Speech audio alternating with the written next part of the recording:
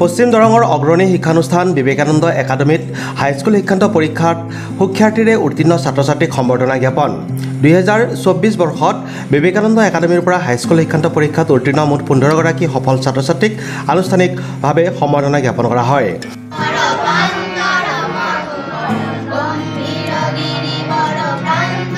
বিদ্যালয়ৰ অধ্যক্ষ দীপাংকৰ দাসৰ সভাপতিত্বত আয়োজিত সভাত অতিথি হিচাপে উপস্থিত থাকি অৱসৰপ্ৰাপ্ত প্ৰধান শিক্ষক তথা বিবেকানন্দ একাডেমীৰ শিক্ষা উপদেষ্টা উপেন্দ্ৰ নাৰায়ণ কুমাৰ, শিক্ষক বিপুল কুমাৰ ডেকা, সঞ্জীৱ কুমাৰ নাথ, হেৰাম্ব নাথে ছাত্ৰ-ছাত্ৰীসকলক অভিনন্দন জ্ঞাপন কৰাৰ লগতে ভৱিষ্যত জীৱনত আগুৱাই যাবলৈ বিভিন্ন পৰামৰ্শ প্ৰদান কৰে।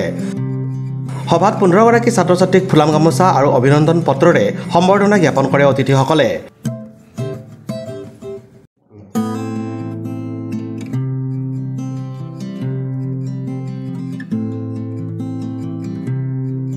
ইয়াৰ লগতে 2022 আৰু 23 বৰ্ষত ৰঙিয়াত জিলা জাতীয় বিদ্যালয় শিক্ষা পৰিষদৰ দ্বাৰা আয়োজিত বৃত্তি পৰীক্ষাত মুঠ 5 গৰাকী কৃতি ছাত্ৰ-ছাত্ৰীক ফুলাম গামোচাৰে সম্বৰ্ধনা জ্ঞাপন কৰা হয়।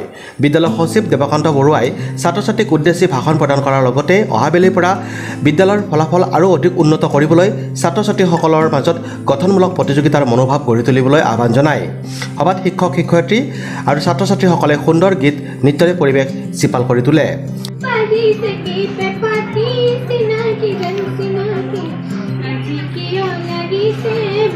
সভাত সম্বৰ্ধিত ছাত্ৰ-ছাত্ৰীৰ অভিভাৱক অভিভাৱিকা, মাতৃগোটৰ বিষয়ববীয়া সদস্য, বিদ্যালয় পৰিচালনা সমিতিৰ বিষয়ববীয়া সদস্য, শিক্ষক শিক্ষয়িত্ৰী আৰু ছাত্ৰ-ছাত্ৰীসকল উপস্থিত থাকে।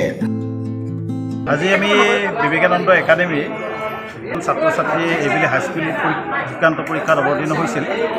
তেওঁলোকৰ ভিতৰত আমাৰ দুজনে ডিষ্টিংশ্যন পাবলৈ সক্ষম হৈছে, 3জনে ষ্টাৰ পাবলৈ সক্ষম হৈছে আৰু লগতে আটাইখিনি ছাত্ৰ-ছাত্ৰীয়ে ফাৰ্ষ্ট ডিভিজন পাইছে। আমি তেওঁলোকক মাতি আনি আজি সম্বৰ্ধনা জ্ঞাপন কৰিলোঁ। আমি এইবুলিয়ে নহয়, আমি 2011 চনৰ পৰা আমাৰ বিদ্যালয় হাইস্কুল শিক্ষান্ত পৰীক্ষাত আমাৰ ছাত্ৰ-ছাত্ৰী অৱতীৰ্ণ হৈছিল আৰু প্ৰত্যেক বছৰতে আমি কোনো ধৰণৰ আমাৰ ইয়াত কোনো ধৰণৰ আমাৰ ফেইল নাই বা প্ৰত্যেকজন ল'ৰা ছোৱালী আমাৰ 100% আমি ক'ব পাৰোঁ যে প্ৰত্যেকবাৰে আমি 100% হৈ আছে আৰু এইবুলি আমি 100% হৈছোঁ আৰু আটাইখিনি ল'ৰা ছোৱালী ফাৰ্ষ্ট ডিভিজন পাইছে। আমাৰ কোনো ছেকেণ্ড ডিভিজন বা থাৰ্ড ডিভিজন নাই।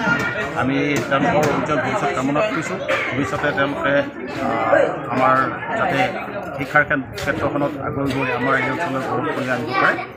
গতিকে মই সকলোকে ধন্যবাদ মই ধন্যবাদ জ্ঞাপন কৰিছোঁ বিবেকানন্দ একাডেমী পৰিয়াল লগতে পৰিচালনা সমিতি সকলো বিষয়ববীয়াৰ লগতে গুৰুমণ্ডলীক।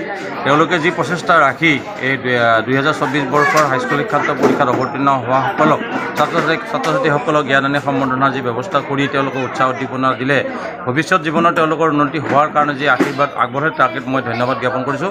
তেওঁলোকৰ এই প্ৰচেষ্টা অব্যাহত থকা অদূৰ ভৱিষ্যতেও যেন এনেধৰণৰ কাৰ্যসূচী ৰাখি ছাত্ৰ-ছাত্ৰীসকলক উৎসাহ উদ্দীপনা যোগায় তাৰ কাৰণে মই আশা ৰাখিছোঁ।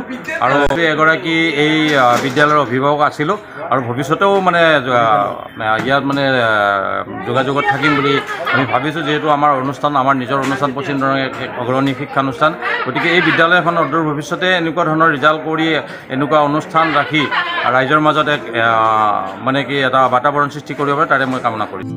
অসম সংগীতেৰে সভাৰ সামৰণি পৰে। Desk report, news express, Assam.